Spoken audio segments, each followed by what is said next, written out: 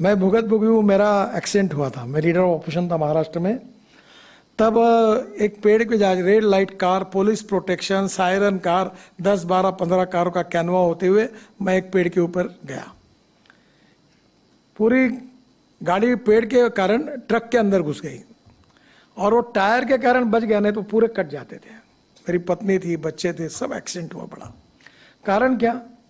तो पेड़ रास्ते में आता है, उसको तोड़ने के लिए कलेक्टर को परमिशन मांगकर 3 साल हुए पर परमिशन नहीं मिली। फिर ड्राइवर को कैटरेक्ट निकला। फिर मैंने जब जांच की मेरे पीडब्ल्यू डिपार्टमेंट में, तो 40% ड्राइवर कैटरेक्ट वाले निकले। फिर एक मुख्यमंत्री का गाड़ी का ड्राइवर अनेक सालों से गाड़ी चला रहा था, वो अंधा निकला। फिर एक केंद्रीय मंत्री का ड्राइवर, उसकी एक आंख गई थी। यानी हमारे देश में मेरे समझ में नहीं आता कि इतने सीरियस इश्यू पर कितनी उदासीनता है। और ये मेरे बोलना लोगों के सामने मुझे अच्छा नहीं लगता। और इसलिए स्वाभाविक रूप से फिर कैंप शुरू हुए कैटरेक्ट चेक करने के। टोल नाके पर कैटरेक्ट चेक किया, चश्मे देने की बात हुई। अब हमने ड्राइवर के लिए एसी कैबिन लाई। मुझे लगता है कि ये इशू शायद हमारी ये कमी होगी कि इसका जो महत्व है लोगों की जान बचाने का, शायद लोगों को समझाने में हम कम पड़े होंगे। और इसलिए ये अवेयरनेस और तैयार करना होगा। कानून के प्रति डर भी नहीं और सम्मान भी नहीं। और एक बात ये रिपोर्ट के कारण सिद्ध हुई है, तो मैं पीयूष को धन्यवाद दूंगा, कि जो प्रॉब्लम्स है, जो समस्या है, जो ब्लैक स्पॉट्स है, उसको सुधारने के बाद, उसमें कुछ सुधार करने के बाद एक्सीडेंट में और डेथ में कमी आई है। तो इसका मतलब रोड इंजीनियरिंग और ऑटोमोबाइल इंजीनियरिंग में सुधार करने से कमी आ सकती है।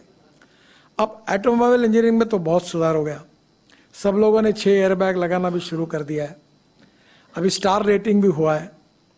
तो नेचुरली ऑटोमोबाइल इंजीनियरिंग में जो जो रोड सेफ्टी के लिए और हमारे लोगों की जान सुरक्षा के लिए वो हो गया है।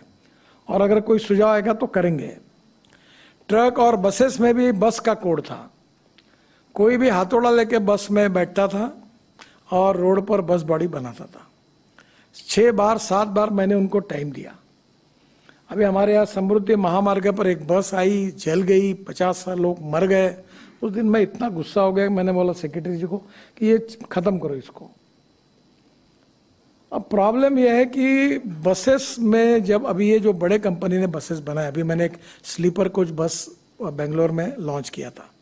ये जो ग्लास दिखती है आपको बड़ी, इस प्रकार से वो पूरी ऐसी जो विंडो थी उसमें बड़ी ग्लास है और उसके बाजू में प्लास्टिक की हथौड़ा है। अगर बस गिर गई तो हथौड़े से वो तोड़कर वो बाहर आ सकते हैं। ये भी सुविधा ये अभी बस में नहीं थी।